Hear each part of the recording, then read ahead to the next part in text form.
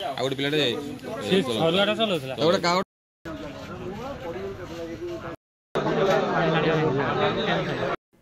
आज श्रावण मासर सोमवार थिबारु बाइक जुगे शिवंक दर्शन पाई मंदिर को आसीथिले। आउ दर्शन सारी सकाळु सकाळु घर को फेरुथवा बेले बस धक्कारे चली जाइछि जीवन। एभली अभावनीय घटना घटिछि जगतसिंहपुर जिला नाउगां ब्लॉक पालसाही छक निकटरे। आज श्रावण मास सोमवार रे गोरखनाथ को दर्शन करने पाई पुरी जिला बासली साहिर 4 जण सांग बाइक जुगे राति अधरू आसी गोरखनाथ को दर्शन करथिले। आउ सकाळु सकाळु फेरुथवा बेले पालसाही निकटरे साई कृष्णा नामक एक बस सहित बाइक रो मुहामुही धक्का हेबारु अमित साहू नामक जने युवकंकर घटनास्थल रे मृत्यु होइथिला।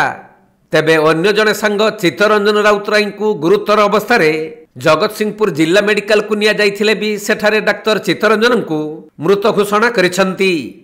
सेपटे उत्यक्त स्थानीय ग्रामवासी माने रास्ता उपरे अमित मृतदेह रखी अवरोध करिथिबा बेले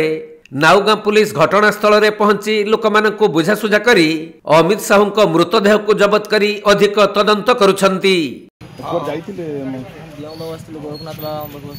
अच्छा पानी नहीं कि काउडी ना ना पानी दर्शन करे गस्तु सोमवार बोली दर्शन करे गस्तु आज भोर आज्ञा केते टाइम सिंगर अपन थिले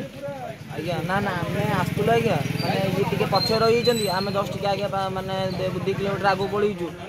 आइलाळू साई माने गां भाई माने सब कहतन बस बाडी की पळीला को जगह आपनकर घर तो आज्ञा पूरी पूरी कोडी बस नाम कहि तो साई कृष्ण पूरी कोडी पूरी मंगलाट मंगलाट अच्छा को कोन बस एक्सीडेंट करथो बोली अनुमान करथन ना कोन घर खबर देले आज्ञा घर खबर तुम दबु आज्ञा गोरखनाथ जाइछंती ना जिबे बोली माने फेरुकुल दर्शन करके फेरुकुल दर्शन करी फेरुकुल जस्ट टिके पछे रहिजन 10 टाइम हम टिके आगे रे जाउ